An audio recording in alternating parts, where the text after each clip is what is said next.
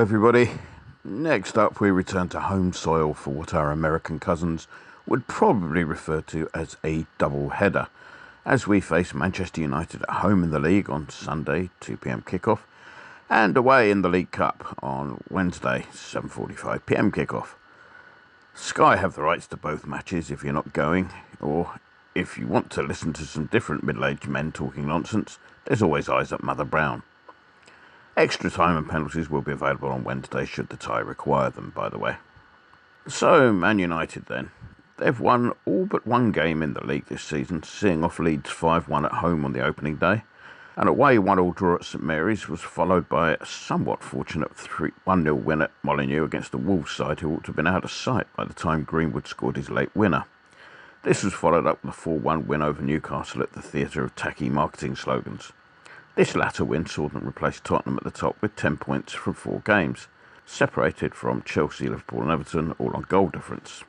In Europe, they lost their opening game of the so-called Champions League 2-1 in Bern against Young Boys, the team whose name has been prompting titters from schoolboys for many a decade.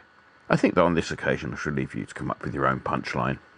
Like us, they've gone straight through to the third round of the League Cup by virtue of being involved in Europe.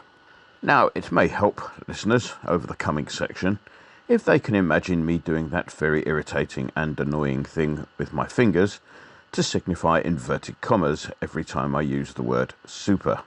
Lest we forget, they're one of the clubs that wanted to dump all over the beautiful game by setting up their own Super League, only to be thwarted by the authorities, including Trading Standards, who threatened a multi-million-pound fine for false advertising to any club promoting a league with the word Super in the title that included Spurs. Clearly the move was all about revenues, which is pretty much what they've been all about anyway, with them long since having abandoned any thoughts of being a football club in favour of being a business model, designed to remove pounds, euros and dollars from their gullible support. No doubt the marketing bods are working on a strategy to turn the Super League fiasco into some sort of sympathy thing. You know, we had to do this to compete, and the Super League collapse has really cost us. So please go and buy our commemorative inflatable cake stand to help us out. Daisy, the personal assistant with a beautiful smile, from whom I no longer have to remain socially distanced, tells me that despite the failure of their money-grabbing antics earlier on, they still found enough dosh to bring in 5 players, though at least one of those is unlikely ever to see the first 11. Goalkeeping cover arrived on a free transfer in the form of Tom Heaton.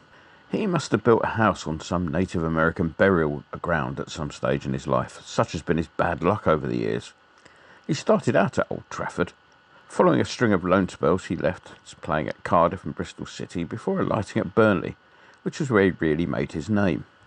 He started to make England squads, but an untimely injury saw him replaced by Nick Pope, who turned out to be just as good, if not better.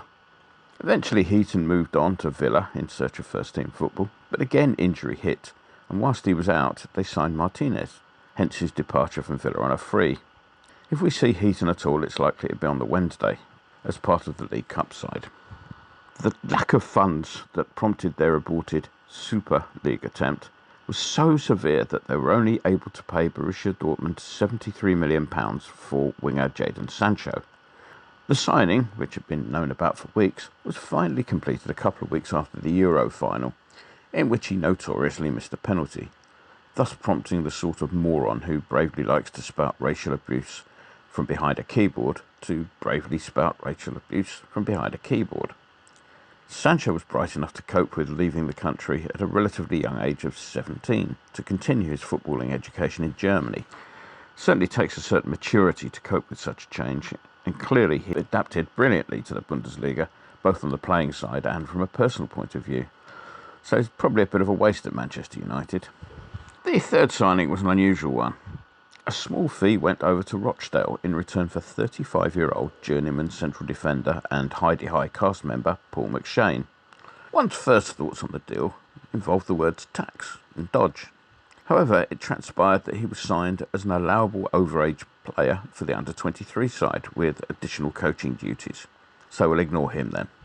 Such were those dire financial straits of all the so-called Super League clubs that they then had to dip into the coffers to assist fellow quislings Real Madrid, by shelling out a mere £34 million for centre-back Rafael Varane.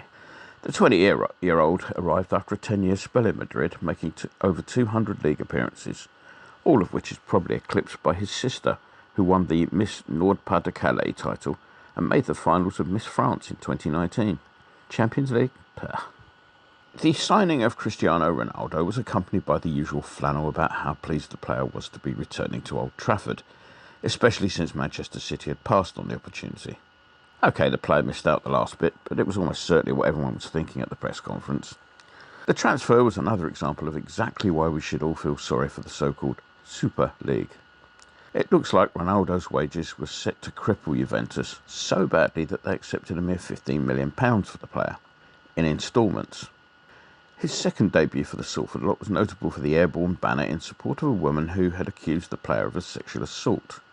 The case had been settled out of court for £288,000 on the proviso that the accuser never repeated the accusations again, and of course without any admission of guilt on the part of Ronaldo. So I guess that he was less than chuffed at the reminder of an event that he'd probably hoped had been long forgotten. OK, let's move on to the wild and wacky world of association football, shall we? As we all know, for the big clubs this week it was all about a return to European competition. It was also time for the Thursday night Isthmian League, which, although designed as a competition for the smaller clubs to enter, has also seen some more well-established names competing. There's something a little bit sad about seeing teams such as Rome and Feyenoord operating under reduced circumstances against teams of the calibre of Lincoln Red Imps and Orthosis and Tottenham. Elsewhere, our former striker Seb Haller stuck away 4 in his so-called Champions League debut for Ajax.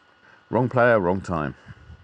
Over the Salford border in Manchester, Pep Guardiola raised a few eyebrows by suggesting after their 6-3 win over Red Bull Leipzig that it would be nice if a few more supporters could find it in themselves to turn up and watch this weekend's visit of Southampton, what with the place being half empty in midweek.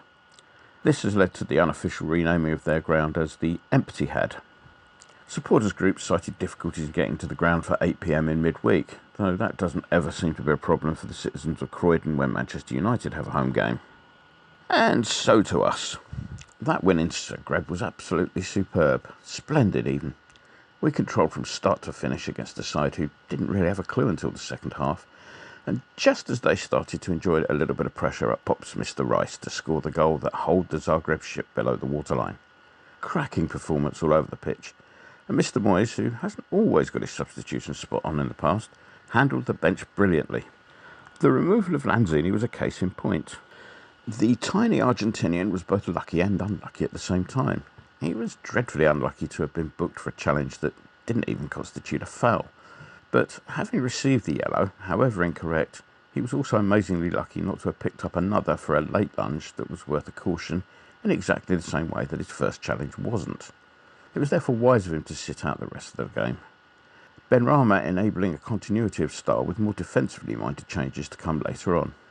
Hats off and well played all round. On the injury front, the only player officially on the list will be Winston Reid, who won't be available for either of the games. Antonio will be unavailable for the league match after his retaliation last week. For the visitors, Cavani, Rashford and Tomine are probably the most significant absentees of the 6 that they do have on the treatment table. Although Antonio will be available for the League Cup match in midweek, I would expect him to sit that one out just to protect the hamstrings.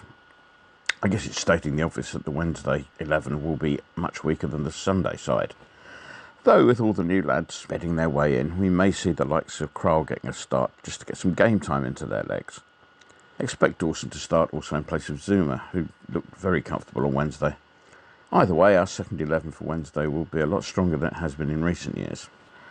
So the predictions then. Well, for Saturday I might have gone for a win under different circumstances. However, there are 3 things that are urging caution on my part.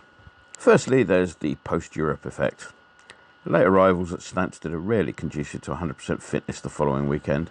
Although they also had an away trip, they will also have had more recovery time. Secondly, we've got to think about how Antonio's absence will affect the team, and of course that's a major worry.